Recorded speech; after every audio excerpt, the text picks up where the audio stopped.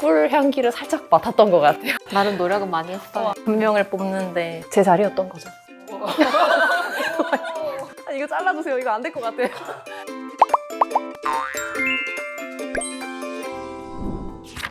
안녕하세요.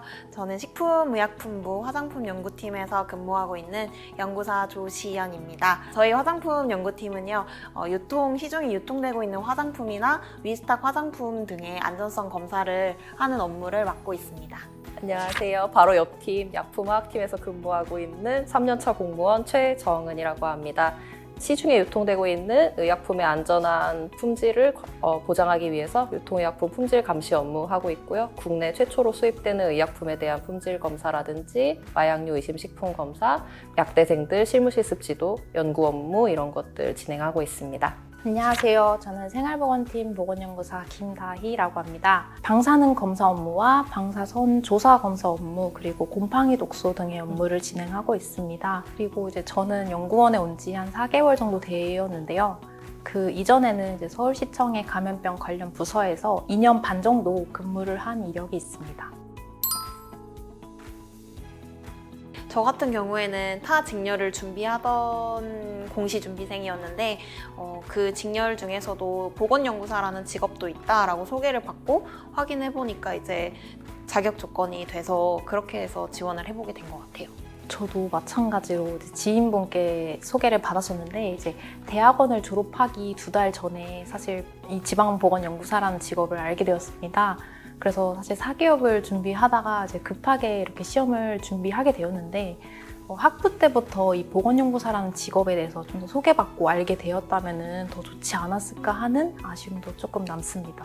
저는 이제 학과 취업 정보 올라오는 학과 홈페이지 그 취업 정보 게시판에서 저희 연구원 정보를 봤고요. 그 보건연구사를 뽑는다 그래서 들어가 봤는데, 처음에 이제 식약처 연구사가 있는 건 원래 알고 있었는데 지방자치단체에서도 연구사를 뽑는다는 거를 그때 그 공고문 보고 처음 알게 되었습니다. 그래서 보건환경연구원도 그래서 찾아보게 되었고, 이제 그 당시에는 이제 임용 유예가 불가능하다고 해가지고 출산 예정이었기 때문에 바로 일을 할 수가 없어서 그 다음 해에 지원을 하게 되었습니다. 근데 그 다음에는 갑자기 한 명만 뽑는다는 거예요. 그래서 굉장히 당황을 했었던 기억이 나는데, 그렇게 해마다 뽑지 않을 수도 있다는 거를 저는 몰랐었는데 다행히 운이 좋았던 것 같습니다. 운칠기삼. 더 대단하신 것 같아요. 한 명을 뽑는데 사실 되신 게 더 어렵지 않나. 제 자리였던 거죠. 아니, 이거 잘라주세요. 이거 안 될 것 같아요. 안 돼.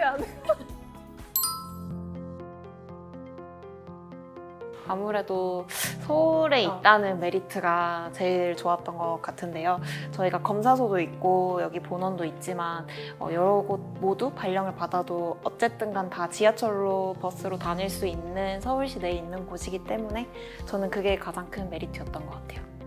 저 같은 경우에도 서울에 있다는 게 가장 큰 장점이었고요.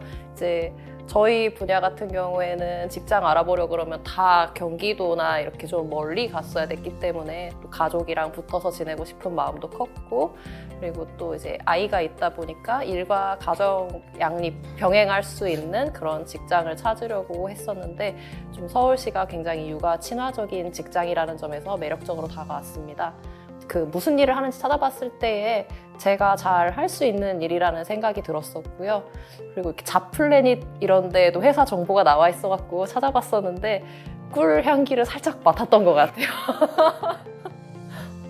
저의 경우에는 이제 연구직 공무원이라는 거를 이제 알게 되고 나서 시험에 대한 약간 걱정도 하곤 했는데, 어쨌든 이 직렬이 이제 석사 이상 학위를 경력으로 인정을 해주기 때문에 경력 경쟁이어서 시험 과목이 약간 세 과목이었던 점도 이 시험을 준비하는데 크게 부담을 좀 줄여줘서 이 시험을 또 준비를 하게 된 것 같습니다. 맞아, 경력이 아무래도 좀 있는 사람들은 경력 경쟁으로 들어오는 것도 좀 메리트가 있고, 저 같은 경우도 학위가 있는데 공무원을 한다 그러면 나름의 좀 이질감이 있는데 제가 가진 석사 학위도 활용할 수 있고 이전 직장 경험도 살릴 수 있고 그런 면에서 좀 메리트가 있는 것 같아요. 자꾸 저희가 얻는 그런 이득만 얘기해갖고 되게 좀 없어 보일 수 있는데 그 하는 업무 자체가 어쨌거나 이제 우리가 사는 동네, 우리의 이웃들에게 도움이 되는 일을 하는 거잖아요. 그래서 그런 부분에서도 보람을 크게 느낄 수 있겠다라는 생각이 들어서 지원하게 되었습니다. 정보의 부족? 정보의 정보의 네. 약학은 정보가 너무 없어요. 그래서 공고 나는 것 자체부터가 사실은 그 게임에서 파밍하듯이 어떻게 캐는 약간 그런 건데 그러고 나서 정보도 없고 이제 필기 공부하는 인강도 없고 심지어 문제집도 없다 보니까 저희가 대학교 학부 때 공부하던 그런 문제집이랑 뭐 전공 서적, 정리집 이런 걸로 공부를 해야 돼서 저희가 확인할 수 있는 거는 뭐 이전 연도에 기출 문제 조금이랑 경쟁률이 얼마 정도였는지 뭐 이게 달아서 사실은 그게 제일 힘들었던 것 같아요. 저도 무슨 과목 시험 보는지 그 공고문을 봤는데 약학 개론이라는 과목이 필수 과목으로 들어가 있는 거예요. 근데 학교 다닐 때 그런 과목을 아예 배운 적이 없었거든요. 그래갖고 뭔지 막 찾아보고 기본서를 사서 읽어봐도 이게 기출 문제를 100% 커버하는 것 같지가 않고 그래서 그 과목 같은 거 공부할 때 굉장히 막막했던 것 같습니다. 그래도 이제 선생님 직렬은 그래도 좀 정보가 그래도 어느 정도 저는 보건연구사 중에 공중보건 분야인데 공중보건은 그래도 조금 시험을 준비하는 학생들이 많아서 그런지 좀 그래도 자료나 인터넷 강의 같은 게 좀 그래도 잘 돼 있는 편이긴 한데 그래도 만약에 이 시험을 처음 준비한다면 이 준비생이 이런 과정을 이런 필기나 이런 면접 과정을 알아가는 과정부터가 사실 조금 그것도 공부예요. 그래도 네, 소수직렬이다 보니 아무래도 그런 것 같습니다. 제 지인분들 중에서도 이제 이 시험을 준비하려는 분들이 꽤 있었거든요. 근데 그분들이 항상 궁금해하는 게 이제 좀 막막하다라는 점이었던 것 같아요. 맞아요. 아무래도 공중보건 분야가 조금 정보가 많다고 하더라도 이 정보들을 얻는 것 자체가 조금 힘들지 않나 이런 생각이 들고 필기시험 엄청 힘들잖아요. 합격 커트라인이 막 되게 높지 않아요? 맞아요. 그렇다 보니까 약간 이 시험을 준비하는 준비생분들이 좀 더 이 범위에서 더 나아가서 다양한 분야까지 더 공부를 하시는 것 같아요. 이 시험 범위 외적인 부분까지도 더 공부하시고 왜냐면 시험은 어디서 나올지 모르는 거기 때문에 더 다양하게 공부를 하신다는 거를 이제 많이 들었습니다. 네.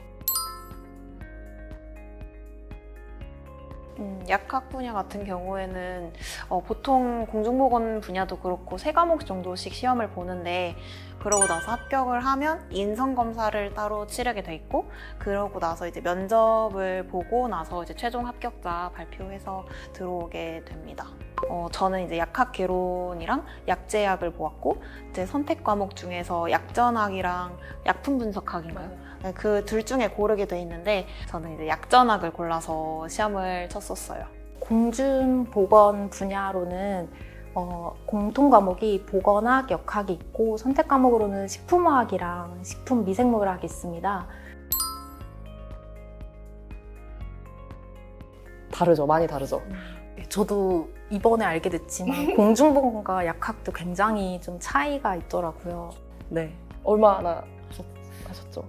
저는 뭐 8개월 정도 준비를 했는데 보통 짧게는 6개월, 길면 한 2년 정도 준비하시는 게 약간 보통 경우인 것 같고 약학은 그렇게까지 오래 하시는 분 많지는 않은 것 같아요. 저희가 얄미우실 사실. 거예요.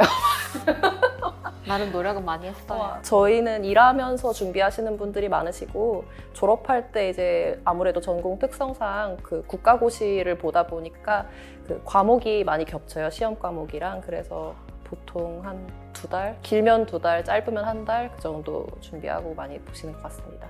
약학 분야는 뭐 앞서 말씀드렸다시피 자료도 많이 없고 인강도 없고 그러다 보니까 국시 시험 볼 때 학부 때 보던 그런 자료집이나 정리집을 찾아서 최대한 많이 이제 개념 위주로 파악을 하려고 노력을 했고 서울시 같은 경우에는 저희 10개년 정도 기출 문제가 공개가 되니까 저 같은 경우에는 그 기출 문제를 되게 많이 풀어봤던 것 같아요. 계속 회독을 해서 어차피 못 맞을 바엔 이거라도 외워서 들어가자 그 개념으로 해서 그렇게 공부를 많이 했던 것 같아요. 저도 시간을 일단 줄여야 되니까 기출 문제를 먼저 그냥 다 뽑아서 풀어봤고 대충 보기엔 되게 쉬워 보여요. 그래갖고 다 풀고 나면은 이제 채점하면 다 틀리는 거죠. 그래서 이제 그거 위주로 해가지고 오답 노트를 거기다가 이렇게 적으면서 자주 나오는 게 뭔지를 먼저 파악하고 요약본으로 나온 전공 서적들이 있어요. 뭐 문제집이라든지 요약서 이런 게 있어서 그거 위주로 보면서 이제 모르거나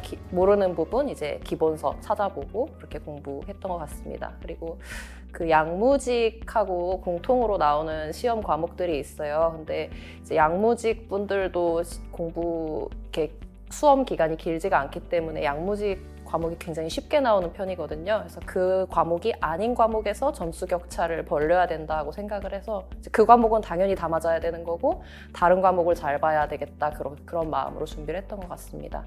특히 아까 걱정했던 약학 개론 과목 같은 경우에는 공부를 안 한 게 나올 수도 있겠다는 걱정이 당연히 있었는데 그냥 모르면 틀려야지 이러고 들어갔던 것 같아요.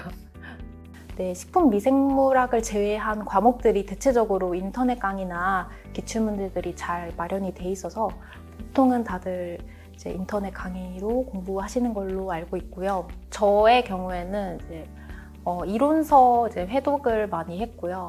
그리고 기출문제집이 잘 마련이 돼 있기 때문에 이제 이론서를 공부하고 기출문제 병행을 하면서 아무래도 세 과목이다 보니 더 이렇게 회독을 많이 했고, 네네네. 이제 기간이 길어지면 길어질수록 기존 책에 대한 공부가 또 어느 정도 됐기 때문에 요즘에는 또 다들 다른 뭐 출판사나 여러 개를 네, 이런 책들까지 다 섭렵하시면서 공부하시더라고요. 그래서 문제집이 한 개가 아니고 여러 개. 네, 근데 이제 전공 서적도 찾아보고 뭐 출판사에서 나온 책들도 찾아보면서 좀 다들 심도 있게 공부를 하시는 것 같더라고요. 그래서 네, 대단하신 것 같습니다.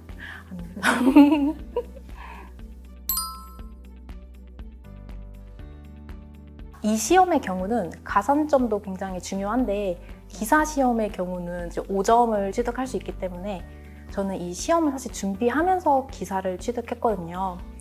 근데 만약에 혹시 만약에 근데 기사 시험을 따지 못했다면은 저도 사실 합격 커트라인에 들 수 없었던 성적이기 때문에 가산점을 챙기시는 것도 좋을 것 같습니다.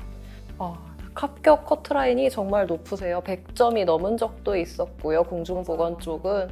저희가 이렇게 홍보를 해도 되는지 모르겠지만 약학 분야는 커트라인이 그렇게 높지 않습니다. 그래서 많은 분들의 관심 언제나 감사하게 생각하고 있고 그리고 가산점 저희 분야도 있거든요. 그래서 뭐 해당 분야 면허증이 있다든지 하면은 평균 점수를 5점으로 올릴 수가 있어요. 그래서 필기 시험에서 가산점 챙기실 수 있는 부분들은 꼭 챙기는 게 좋고 그리고 인성검사 같은 거는 뭐 타고난 거니까 인성은 어쩔 수가 없잖아요.